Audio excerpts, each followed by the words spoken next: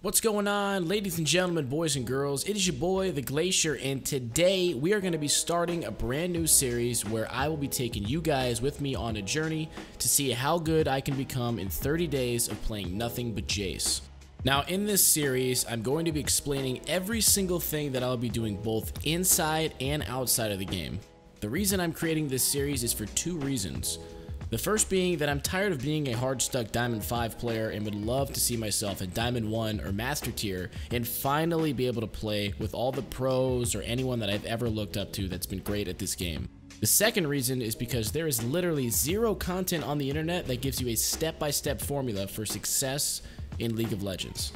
Almost every single guide that I've seen has been just a bunch of vague observations that people have made along the way to Challenger or whatever elo they're currently at. Most of these guides are often very insightful, but they're just too vague and generally all the same information from a different perspective. This series will not only allow you to learn and progress in League of Legends, but you're going to be able to follow along with me, go on your own transformation journey, and take the same steps that I do to climb the solo queue ladder and improve your overall play. Now remember guys, I'm making this series so that we can improve together. I would really love to hear you guys' thoughts or any questions, comments, concerns that you may have, so just let me know down in the comments section below. Okay guys, without further ado, let's get started with the very first episode of the 30-day transformation. Okay, so the first thing that I have decided to do is take a step back from my emotions and analyze my own gameplay objectively. I took a look at my overall OP.GG solo queue stats and performance and found a couple of things. The first thing I found is that my champion that got me to Diamond 5 was no longer a viable option to climb me any further. The reason being is that no matter how much practice I put into Garen, the result would always end the same. I noticed that every single person that was incredibly good at this game was also very good at a high skill cap champion like Boxbox, LL Stylish, or even Yasuo. So I decided to learn how to play Jayce because of his ability to completely stomp anyone in lane and snowball the game out of control with proper mechanics, just like the people I mentioned earlier. After watching my friend Professor Akali get to Master Tier, everything began to make sense. Getting so good at a high skill cap champion or two was a surefire way to gain a lead in lane phase, giving you an edge over your opponents for almost every single game that you would play. The second thing I noticed was that I tended to give up a lot after losing lane or even feeding. It was very obvious that I needed an attitude adjustment.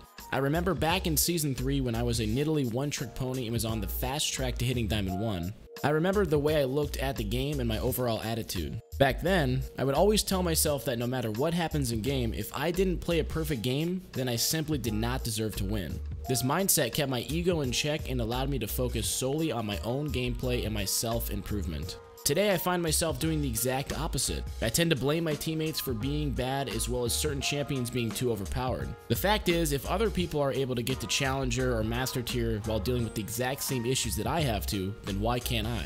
So I've decided to have that exact same mindset from here on out, no longer focusing on how my team plays and only focusing on my own gameplay. Now that we've found the core problems of our gameplay, how do we go about correcting them? So I said that I was going to have this new mindset of only focusing on myself, and if I didn't play a perfect game, then I didn't deserve to win. An attitude adjustment will go a long way, but it's certainly not going to be the only thing that gets me to Diamond 1 or even Master Tier. I'm going to have to play the game and learn from every single mistake that I make, making sure to retain all the information that I find. The method that I will be using is one that I used back in Season 3. I will be writing down every single mistake that I make right after I make it. I found that when I wrote down all the mistakes and read them back over and over again, the information eventually became intuitive. I will also have to make sure that I'm playing a lot more solo queue and a lot less normal and custom games. For example, in Season 3, I probably had somewhere around 2,500 games played of solo queue for the entire season. This season is already halfway through and I only have around 600 ranked games played. Now this doesn't mean I need to pick up the practice regimen of a professional player and play 20 games a day.